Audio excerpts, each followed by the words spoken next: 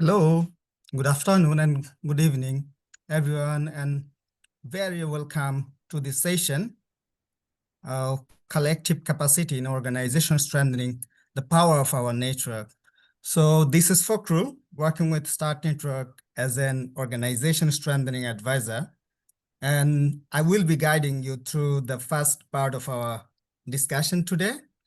Thanks for joining to the session. You know, we have already second day and then this is the last sessions. And thank you for joining with us. And over the next 60 minutes, we'll explore how organizational strengthening is not just about the building of capacity in individual organizations, but harnessing the collective strength of our network. And I think every member of the START network, whether it local or international NGOs, brings something unique, expertise and skills to contribute, especially in the organizational strengthening work. And local and national NGOs, even INGOs, they are already working together, sharing their knowledge and building each other capacities, especially supporting in the particular area like safeguarding, like HR. So different types of organization strengthening initiatives taken by our member agency, and they are collaborating with each other, and they have not only learned from one another, but also, created a tangible impact both within their organizations, and also they are contributing in the community as they are building their capacity. And we have already experienced that members collaborate and demonstrate the benefits of the partnerships, collaborations, especially in the organization strengthening initiatives, and they are sharing their expertise, their skills with other local and national NGOs and leading the organization strengthening initiatives in the particular region and with the particular organizations. So today, we will hear different stories and expertise and experience from across the network that show how collaborations translate into the stronger systems and also influence more effective humanitarian actions. So now I would like to share with you the session objective so that you can grow your expectations accordingly. The first objective is to share our evolving approach around the organizational strengthening and show how the harnessing the collective power of the network expands the access to the critical resources through shared learning, peer support, and combining local expertise within the international connections.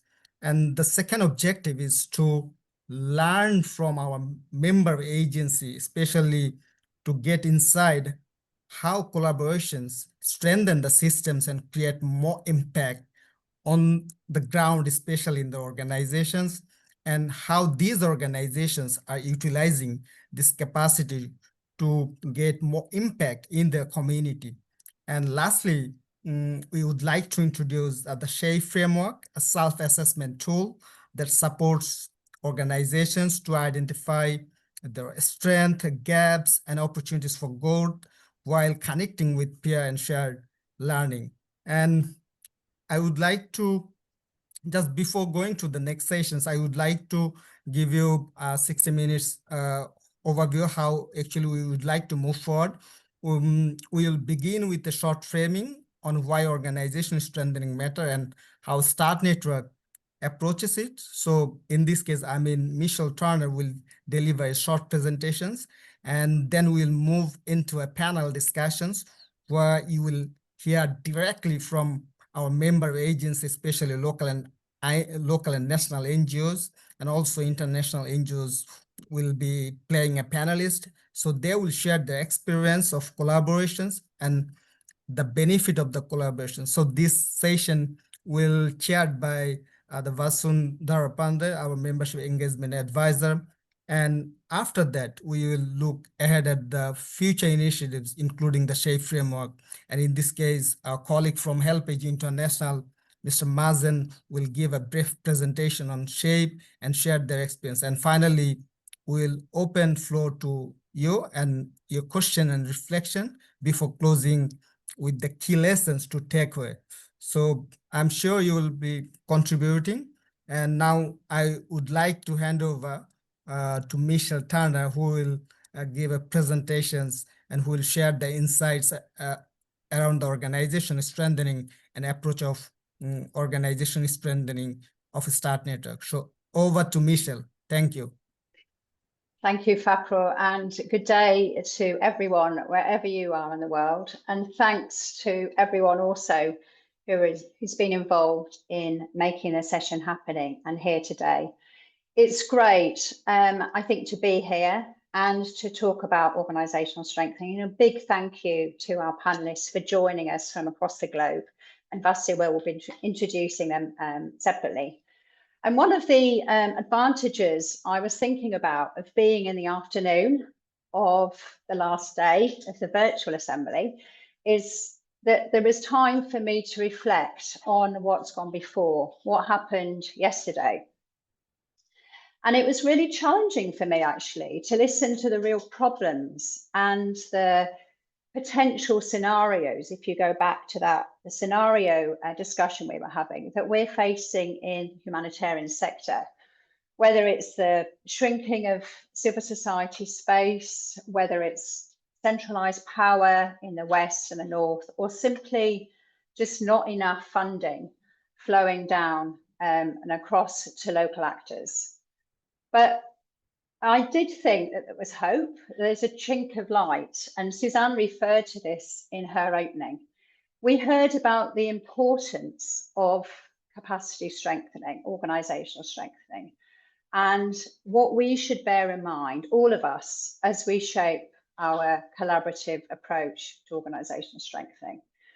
And there is some congruence with what I heard yesterday and our principles that we are developing as we embark on our organisational journey. I'm not going to go through these in depth because you'll hear about some of these principles from the panellists, but we heard that we can't be top down. We can't have a cookie cutter approach to organisational strengthening. We can't be directive. We can't have that logical framework training approach that was talked about yesterday. We need to be more locally led, where there is that space and time for building perspectives. And in fact, Vasu and I heard about that when we visited India recently. And importantly for me, this is about enabling local actors, local members to shape their own change. I think this came up yesterday as well. And importantly, and I think Marsden's going to talk about this, influencing their own context, wherever they are in the world, wherever we are in the world. Before we go to the panel to hear even more insight, I thought I would share our current approach. Now, this approach is a work in progress, and it did start with START Network responding to due diligence recommendations and supporting members to meet some of the recommendations in the reports. And on the left-hand side is the menu of some of the support options that we offer. And that includes grants, workshops, e-learning, and all of which our members are telling us in our membership survey that they find useful. However, for me, and what we're learning as we visit members and hear from members, is that the standout options continue to be flexible funding and the increasing power of member-to-member support and partnership. We continue to learn from occasions just like this and from our network generally, on all the meetings that we have, that our initial menu has actually expanded to more of a portfolio of support options, which can flex wherever members are in the world. And we're calling this beyond compliance. So, for example, we offered cash transfer programming support to a member in DRC, and they reported back to us last week that because they had received the support, they had developed standing operating procedures, they were invited to a national workshop in DRC, and they've been asked by that national network to roll out these standard operating procedures nationally. And that's the impact of just a small micro grant in DRC. And what we want to do is expand that and build on that. The member experience that I'm talking about and some of the aspirations align with some very quick desk research we did earlier in the year, and thanks to Fakul for doing this. And again, this comes up as the importance of this long-term flexible support. And here we're not just talking about funding, but also accompaniment and that relationship, that long-term partnership and relationship approach. And that's instead of annual funding or project-to-project initiatives. We also need a greater focus on leadership capability, that sort of all-encompassing capability, rather than just developing individual policies.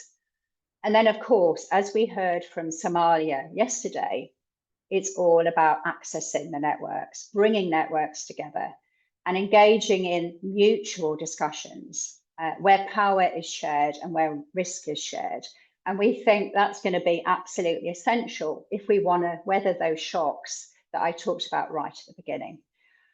But I think that's enough from me. I'm going to hand over to Vasu, who's going to take us on a journey with some of our wonderful panel guests. And thank you again. Thanks, Vasu.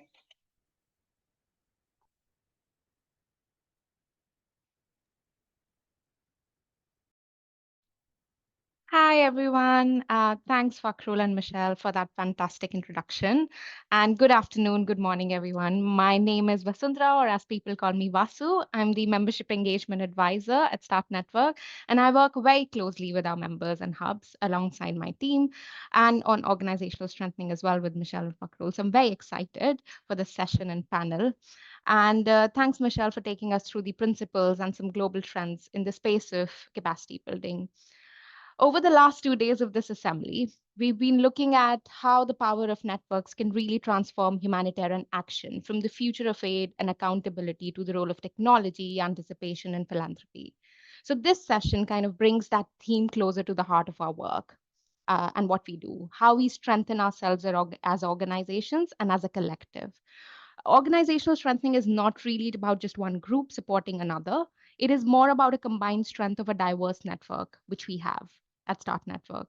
Every member, whether they're local, national, international, has something you need to contribute. And when we connect across the network, we build resilience, we build credibility and impact that no single organization could achieve alone. So with that in mind, I'm delighted to introduce our panelists, wonderful panelists for today.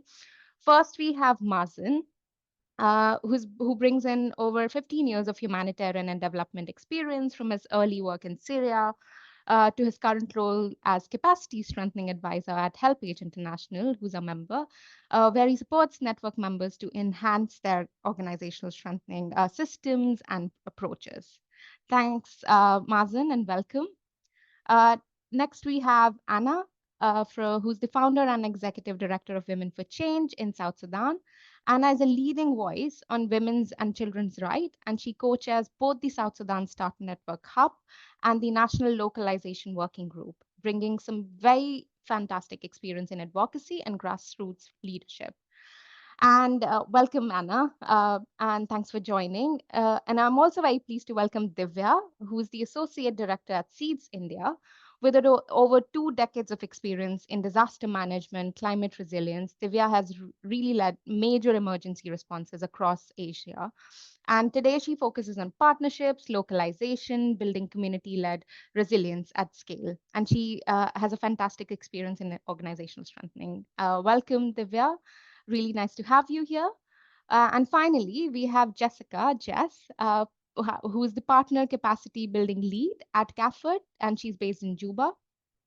Jess leads both the start-funded organizational strengthening project with South Sudan Hub members, and she's also leading a large-scale capacity strengthening program that supports more than 100 NGOs across the country. Welcome, Jess. Really nice to have you. So together, our panelists really represent a diversity of context, roles, geography, and perspectives, reflecting the essence of this network, really. And our aim over the next 25 minutes is to have a very open, practical, honest conversation about what works, what challenges remain with our members, and how can we embed organizational strengthening as a shared responsibility across the network. So with that, let's begin. Um, Divya, I would first come to you. So, thanks for joining, first of all. So Seeds has worked in many collaborations, many partnerships and consortiums, and that approach, with that, you must have had many approaches. So what are some of the approaches that you have used to strengthen your systems and build your capacity? And how has that helped you increase the impact of your work with communities? Thank you, Vasu. Thank you for this opportunity. So, let me start from the scratches.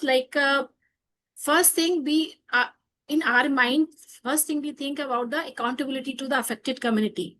So addressing that aspect, how we can strengthen our own system as an organization and the system where our entire ecosystem, like our partners, our donors, our support providers, and also many other stakeholders, those who are not belong to non-profit sector, but they are playing a very good role.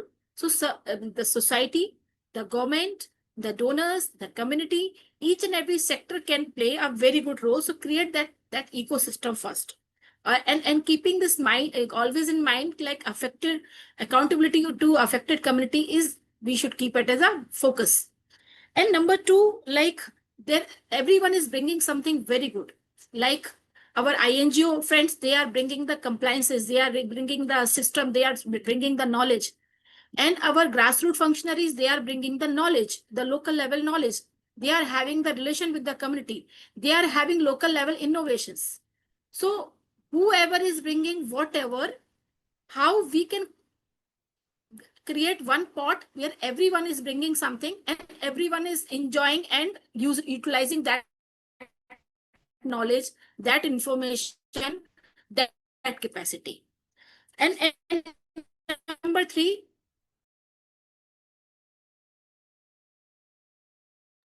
so sorry for the interruption. And number three, whatever we try, whatever kind of system we try, first we try to create that system in a lab, doing some kind of piloting. And once we get, yes, this kind of system can work with our community, then we try to scale that system. And then we include all our partners and our support providers in that system. And together we scale that system, scale that knowledge, scale that particular tool, equipment or platform at the par level. And the fourth thing is, when we always advocate the localization. We should not undermine, we should not underestimate the knowledge, the relationship, and the capacity which is already available at the community level. The CVOs, those who are directly working with the community, on a day-to-day basis, they are having that relationship. So obviously, whatever way we can support the community, we can assist the community, they are having the better knowledge, that better solutions. So rather to invent the new wheels, whatever knowledge they have, how we can polish that knowledge and utilize that knowledge for the betterment of the community. And then as a seeds, we don't play the role of like we are doing something or we are bringing something. We try to play the role of orchestrator, like where each and every organization, individual, community, stakeholder, they are having some knowledge, maybe like the way they are playing their instruments. So some are bringing the technical knowledge, some are bringing the resources, some are bringing the tools and technology, some are bringing the policy level support or how they can advocate to modify those policy at the government level. And everyone is bringing, and we try to orchestrate that to bring and can be utilized for the community. So immediately post-emergency recovery, the life-saving support can be provided, and we can go for the smart and appropriate kind of recovery actions. So this is how we try to work, bringing everyone, try to play the role of orchestrator. And also, like, there are so many pieces, like if I'm talking about the data. So we cannot say there is no data. There is data definitely available, but it is available here and there. So how we can bring that data at one platform, and once it comes here, it compiled, and everyone can utilize. So everyone will be benefited. It will be like win-win for everyone. And create building block, rather to go and do everything, create a building block which can be utilized by all the stakeholders, like our ecosystem members. And also, like, create an ecosystem. And when we call it ecosystem, it's not just a non-profit organization. Like, I give you an example of insurance companies. They, if we strengthen that system, they can reach to the last mile, they can reach to the most vulnerable families. And if those families can get the insurance support on the time, then definitely in further emergencies, their recovery will be very fast, and they can avail those resources. And how we can, everyone can come and play at one level. And also, like, through the technology, like I always quote this example, for the entertainment, people use the technology. So why don't we can use the technology for the for saving the lives, for providing the right type of relief to the community, right type of the recovery to the community. So we created a very technical system, a platform, where community has that level of empowerment. They are registering their own needs, they are registering their own losses, they are registering their own wants. What kind of recovery they want, and what is appropriate as per their, because India is a very diverse country. What is fit for the Maharashtra cannot fit for the Tamil Nadu. So I have seen in the Michelle's PPT also, like it is tailor-made solutions are very much important. So community itself is reporting their losses, their urgent needs, and what kind of recovery they want, how they see recovery for their family, for their community, for their village. So bringing that knowledge, that data information to one platform, and then that data will be available for all the important stakeholders. So and it will also create one kind of transparency, because what is happening, second party or third party is going to your door and registering your information. So there are biases, but if you yourself is registering your loss or your needs, then obviously we can mitigate the biases, and transparency is there, and we can reduce the time also. And it will be benefited to all stakeholders. They can utilize that data. It doesn't require that we are the 100 agency and all 100 agencies are going and collecting the data.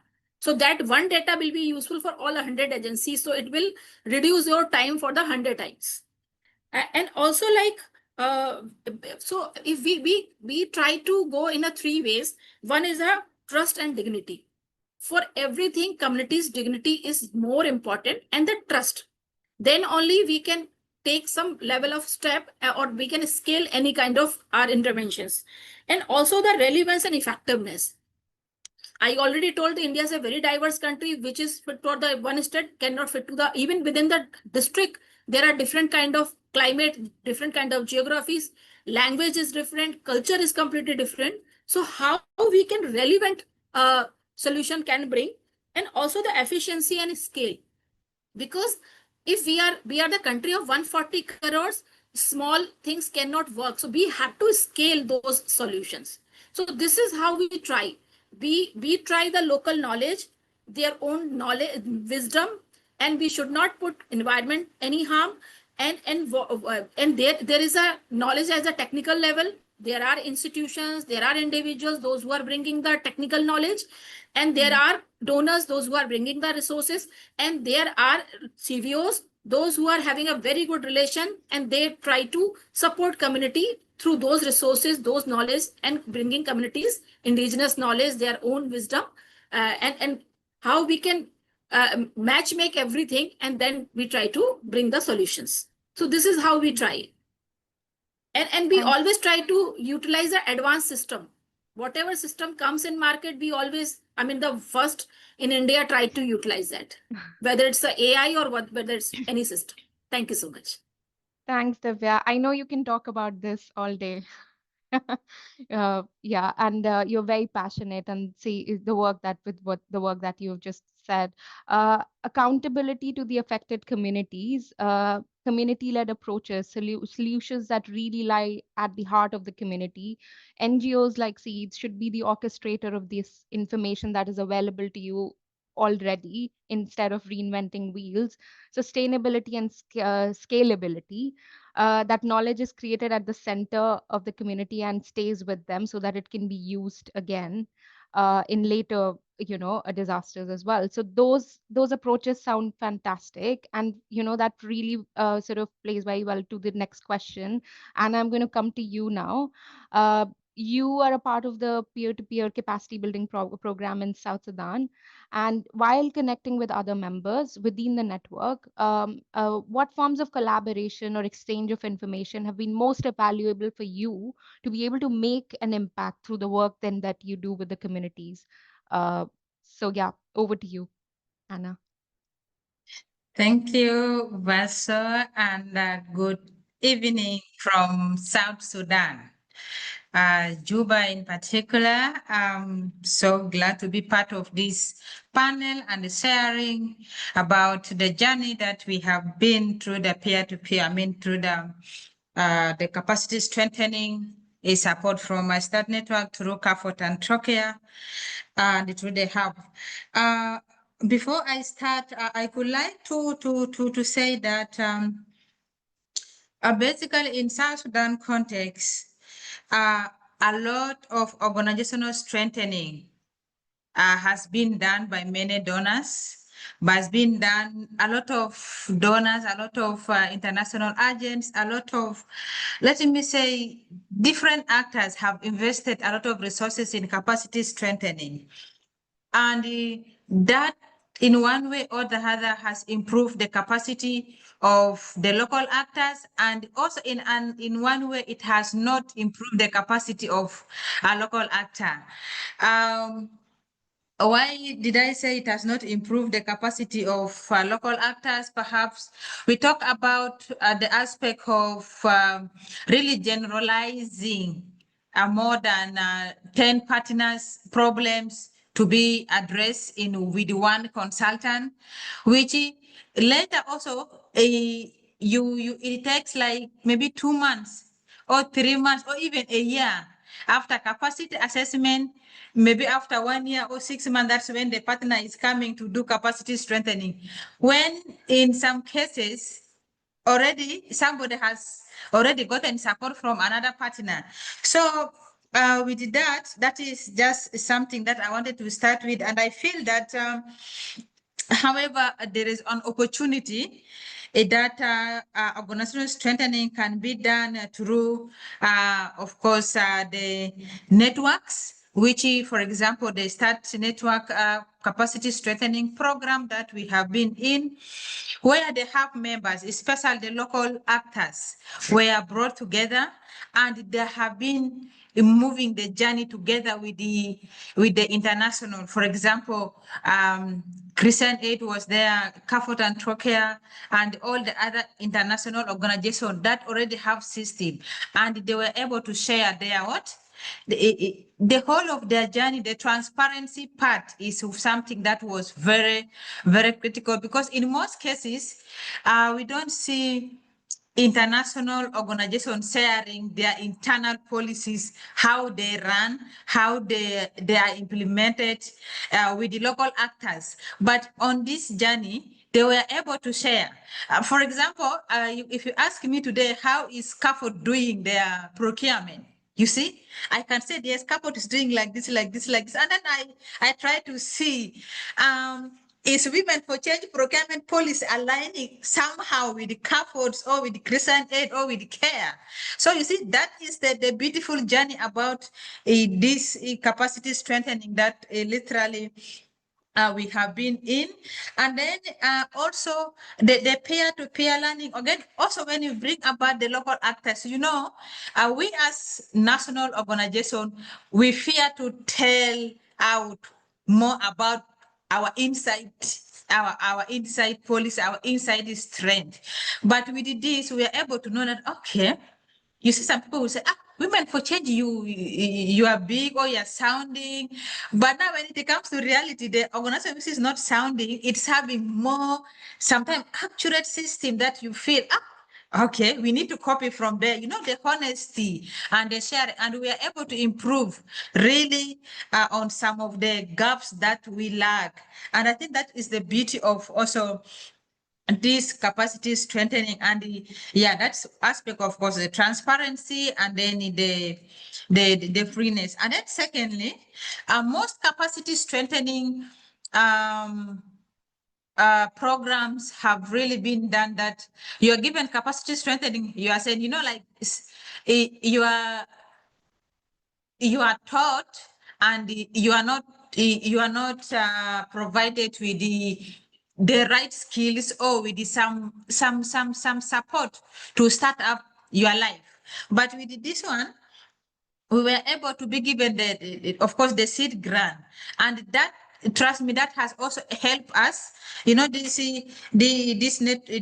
program, the grants that are given, we were able to, because from the whole process, we were able to know, maybe say hope resolution, we're like, okay, we know where our problem is. And that problem has been there, we're not able to address, but with the seed grant that was provided through the hub, we were able to address that. And trust me, out of those hub members that were there, they're able to address some of the gaps that are very critical, that forever we have been looking for funds for, but we are able to address them. And I think that is where the power of networks, power of hub come in, as really to support local actors and even international. And another aspect is also the kind of ownership. We are able to own the whole process, and I believe that is also going to continue with building resilience in the local actors, especially building system, building resilience, and being innovative. Because at the end of the day, okay, and let's say CAFOT is doing this, and you see, maybe that is the reason they are getting grants, but why can't we do this also as Women for Change? Something like that. That aspect of benchmarking and learning and sharing, I think, is something that really we learn from. So moving forward, of course, I will talk even for tomorrow about the importance of really this capacity strengthening. However, of course, because of time, I will go to the next. What role can really we do? For example, Anna, I'll come back to that question. Okay, please. Thank you in the interest of time. Now we have those opportunities, we have those gaps addressed, and we feel it is the only way to go, because bringing different people, mixing the table. And I think next time also I will say, you bring in the donor. Perhaps maybe we shall say that we bring in FCDO. We also want to understand how are you doing some granting, so that we also copy from there and we move on. And I think that is the power of network. Thank you so much. Thank you so much, Anna. Thank you nobody could have summed up that project better than you. And I think that moves on very, that will really help Jess to answer the next question, probably. Jess, CAFOD is the leading partner in the peer-led organizational strengthening project in South Sudan, and you've been interacting with, Anna just described, with all the members and visiting their offices. Plus, you're leading another massive organizational strengthening project in South Sudan with more than 100 NGOs. So from all those interactions, what have you learned from working alongside all these local NGOs on strengthening efforts that has really influenced the way you and your organization, CAFOD, works? Has there been any changes? Over to you, Jess. Thanks very much, Vasu, and thank you for this opportunity to be on this panel. And hi, everyone. I'm Jess, work for CAFOD, based in Juba, South Sudan. So thank you for the question. I think for me, there's kind of three important learnings that I'd like to mention. So the first one, I think, is to really stress that throughout this whole process, we've really learnt that capacity strengthening works best when it's collective, not when it's top down. Anna, you shared the really nice example of the peer exchanges, visiting those other organizations' offices. And I think that's where we've really seen kind of this capacity strengthening come to life. Throughout all the projects, at the workshops that we hold, we always emphasize that, we're not there to train you, we're not there to lecture our partners. All our partners have their own systems, their own expertise, their own lived experience. So we always tell our partners, we're here to learn from you just as much as you're here to learn from us. So I think it's been a real learning for us in kind of emphasizing this point of collectiveness. And we deliberately designed the capacity strengthening process so that it's all about sharing best practices and guidelines. And as Anna mentioned, placing a huge emphasis on that sharing of learning and experiences. And I think, we all know it, but for us, it's really been a huge and important reminder about this collective nature of capacity strengthening. The second thing that I'd like to mention is a little bit about CAFOD internal systems as well, and how we've modeled the process of capacity strengthening with our partners internally as well. As you mentioned, we have the START project where we're working with 4 national partners, but we also have another bigger project where we're working with more than 100 local and national partners across South Sudan. And within these projects, we made this deliberate decision not to outsource the project to any consultants. We haven't hired any consultants throughout this process, but rather we've invested time and energy in our own staff at CTP leading the process. And I think for us, this has led to huge learnings and huge growth amongst our internal technical capacity, whether it's in HR and finance and safeguarding. It's been so important having our own staff at the forefront of this process, because it's really ensured that the process, that the learnings really stay within CAFOD as well. And then the final, I think, learning, which of course we all know, but I think really important to emphasize, is really the idea that capacity strengthening is truly a journey. It's not a tick box. It's not something that can be done in one workshop or, we help one partner write a policy. That's not capacity strengthening. Real capacity gains, as we all know, they take a very, very long time. And I think one of the key things that we've really learned throughout the process is sometimes the real challenge is not just about building capacity or about strengthening capacity, but really it's about sustaining capacity. And I think that this is something that we really need to talk about when we talk of capacity strengthening, particularly in, this fragile funding environment with, so many partners come to us and say, we would love to implement all of these changes, but we've lost all of our funding. We've lost half of our staff. What do we do? And it's a real challenge that is here in South Sudan, but I'm sure is experienced across the world as well.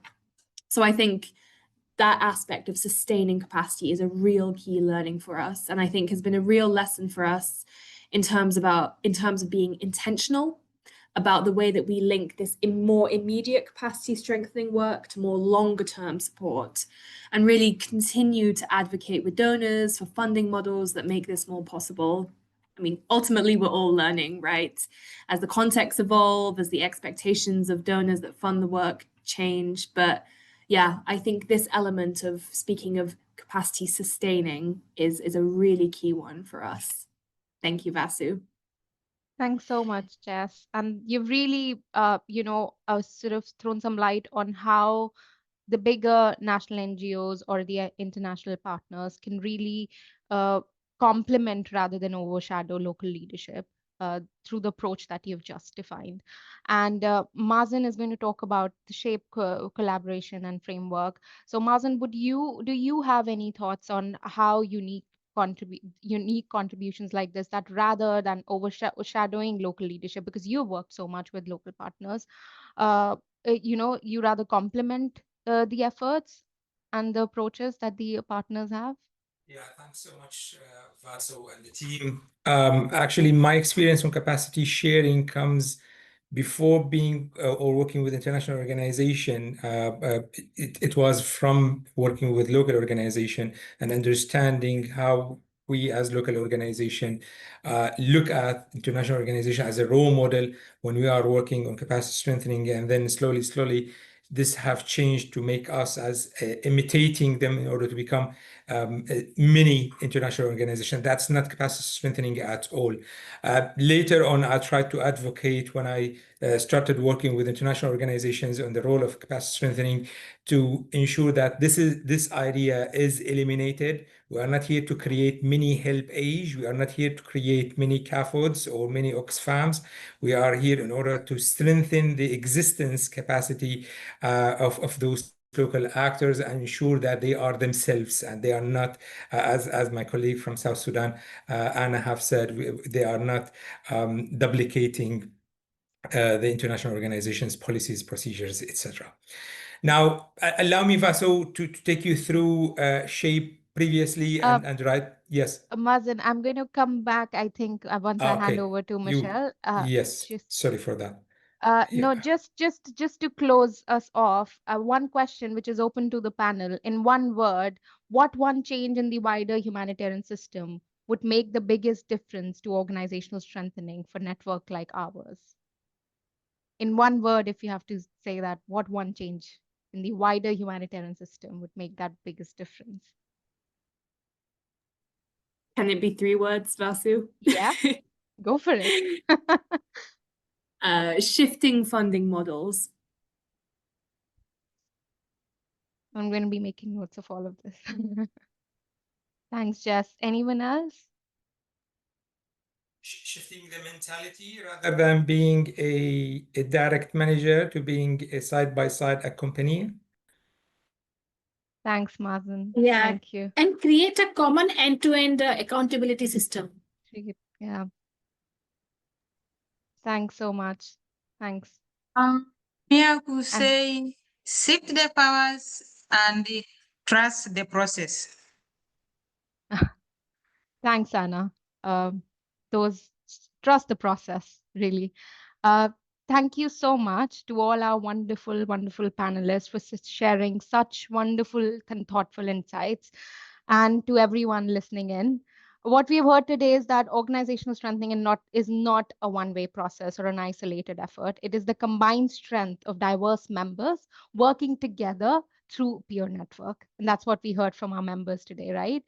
Each organization brings its own assets. When we connect those together, we create resilience and we create impact that none of us could achieve alone. So with that, I want to thank all our speakers once again. Thank you all for being a part of the, for this panel today. And the conversation doesn't end here. It continues across hubs, members, collaborators, our network, and our shared commitment to a stronger and more connected humanitarian system. Thanks so much. And over to you. Over to you, Mazen. Yeah. Yeah, thanks so much, Vaso, again. So I just wanted to highlight on the SHAPE approach, which was designed before 10 years ago by START Network and its members, and how it is improving as well.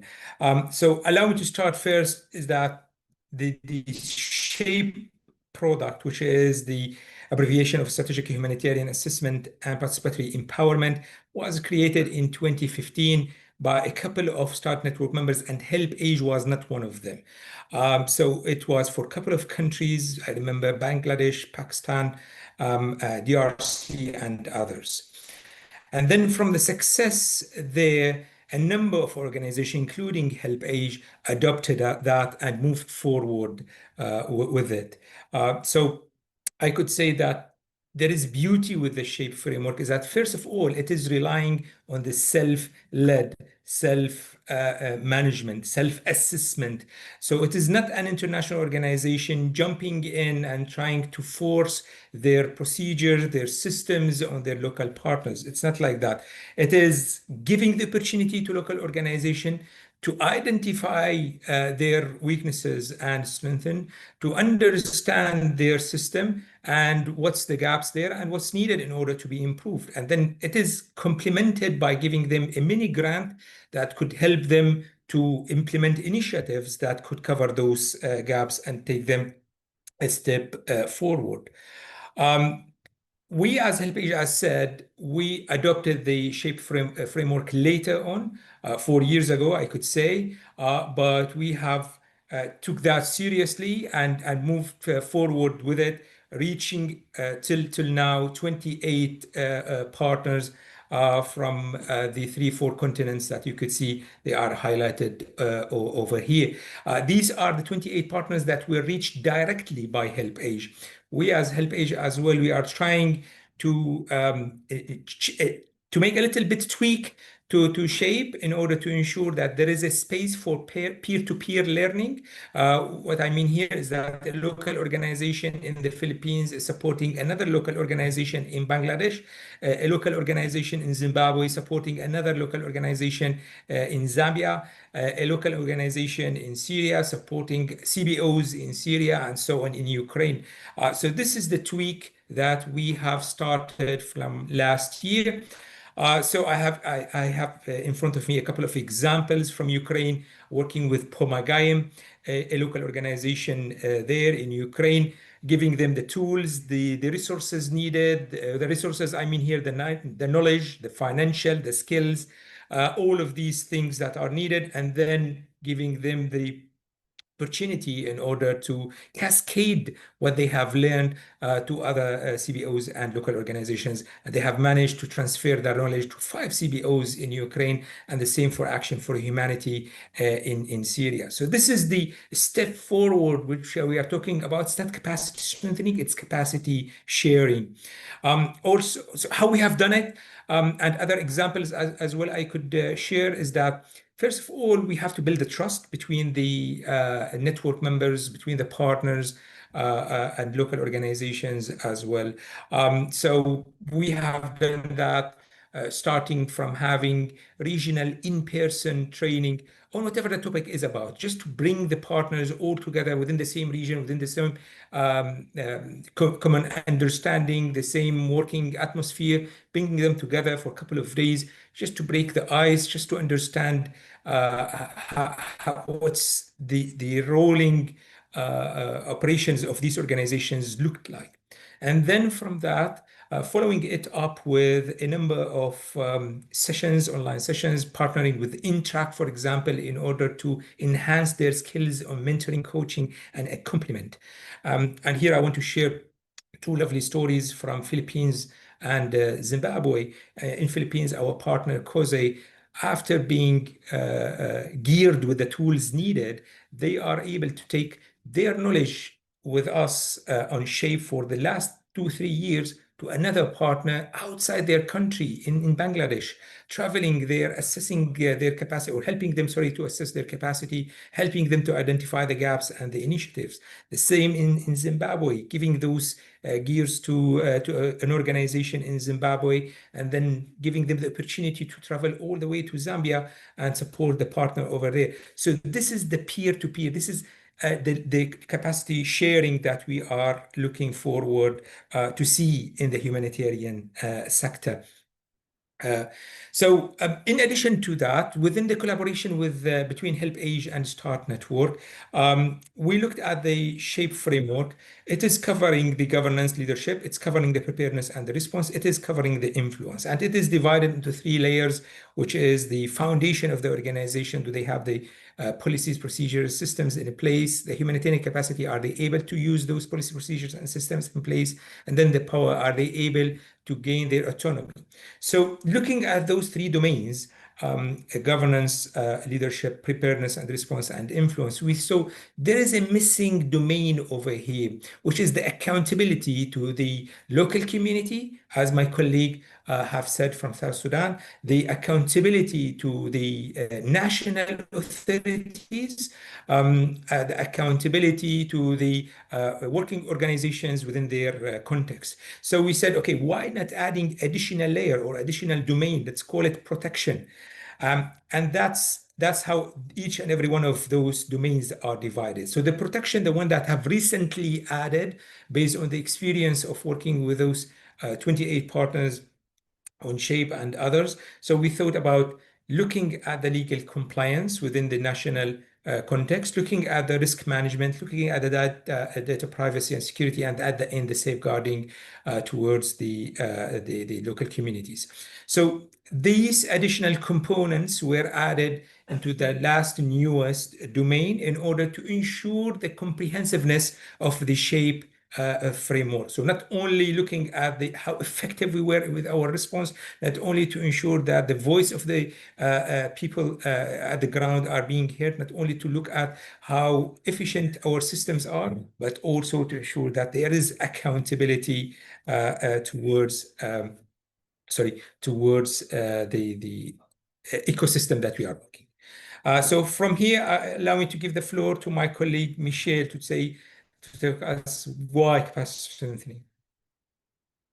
Thanks, Michelle? Martin. If you could just go to the next slide. I just want to really leave some time for questions. But we had this slide ready, but I think it's a really good way of summarising some of the discussions that have already been had, particularly, and I really like the point that was made right at the beginning about accountability to our communities and to the affected communities. And what we're hearing from organisations like our colleagues in South Sudan are saying is that by spending that time on that, building that perspective, they're also being able to demonstrate a greater accountability to their communities. So I think, and that leads then to this humanitarian impact that we talk about. I think also what I really enjoyed hearing about is that it's not a straightforward journey. It is a messy pathway, a messy journey that's going to have lots and lots of different paths going off it. And I really liked the word that was used about an orchestra. And I think that's what we all are. We're part of a big orchestra and playing instruments and playing to the same sheet music. And I think one thing that was talked about is transparency. And that's what we hope with Start Network and our work, is that we continue to be as transparent as possible and really learn as we go along this journey. And we will get it wrong sometimes, but it's all about being in this together, being in this collaboration together to sustain the capacity that Jess talked about. And I just want to say I loved, I can't remember if it was Anna who said that she's happy to be an early adopter. And then it's the best thing, somebody who's interested in innovation, new ideas, he is. So we'll be reaching out to you very soon on that one. But I just want to really pass the last 6 minutes back to the floor, really, to see if you have any questions to the panel, to me, or to the amazing organisational strengthening team we have here. And I'm going to actually ask Vasu, if you don't mind, Vasu, just to field any questions coming in. And Mark or Fakrul, if you want to see if there's anything from the floor. Thanks.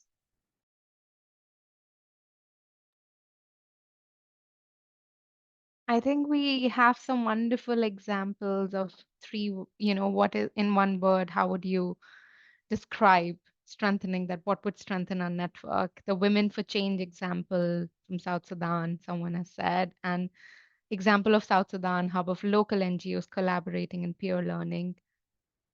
Did anyone have any questions?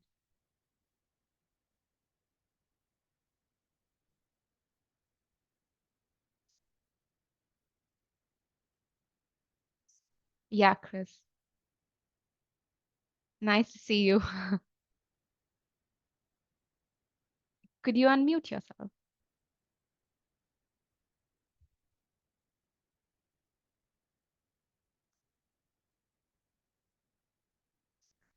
Oh, yeah.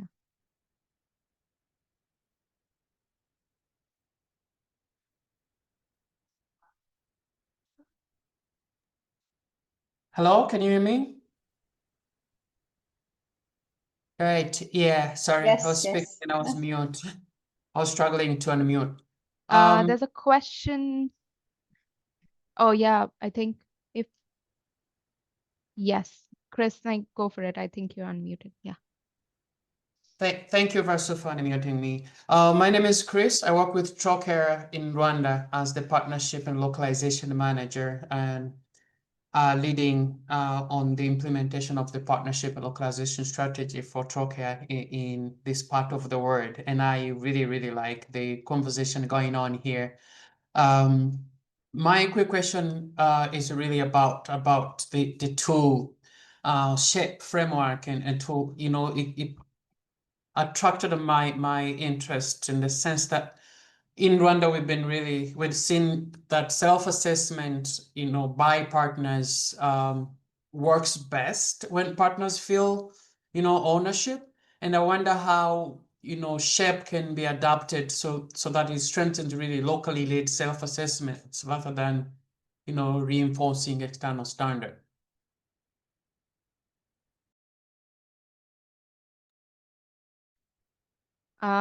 Mazen, do you like to come in? Yes, self-assessment is the key, as said by of the key success of the SHAPE framework. For me, the same. I've been working in capacity strengthening for almost a decade. When it came to my attention about the SHAPE framework 5 years ago, I really like it. I really like when you give a local organization the opportunity to work together as a team. From the senior, we are talking about the CEO, executive team, the board of directors, to the juniors, the volunteers, all together in one room, and say, okay, let's identify what gaps do we have. This is really the beauty of the SHAPE, rather than bringing someone like Mazen travel all the way to Colombia, who doesn't know the context, doesn't speak the language, and trying to dictate the questions, trying to dictate the discussion, trying to force my opinion, trying to show them that, hey, listen, you are still weak because you are not in this level of maturity as us as Help Age, or as us as CAFOD, or as us as Trocare. So that's completely the opposite of SHAPE, and that's the beauty of the sustainability that it gives to the capacity strengthening, Chris. We have one question in the chat. This is to all the panelists. That curious to hear panelists' thoughts on exit strategies. So one of the concerns many have around capacity building is that there's rarely a plan to graduate out, leading to a never-ending cycle, particularly for the local and national NGOs. Yeah, so I would like to answer this question. Like in India, majority of CVOs, those who are working with the community, they are the hardcore development organizations. But due to this climate situation, none of the organization can say they are not the emergency-led organization. Everyone has to address the emergency because of this climate situation. So we try to convert their knowledge and information and capacity in terms of in normal time, they can work in the development sector. And in case any emergency occurs, they can cater the same community with the response and the recovery and the other actions. So once this entire cycle of capacity building done of the around 1 year, then organization itself create their own organization level disaster preparedness plan. Like the way we create a disaster preparedness plan for some geography, the similar way organization level disaster preparedness plans they prepare, they get approval of this plan to their from their board. Once this plan gets approved from their board and they address one emergency at least after that, then we come out. Then we don't try to interfere much in their work. Then they play by themselves.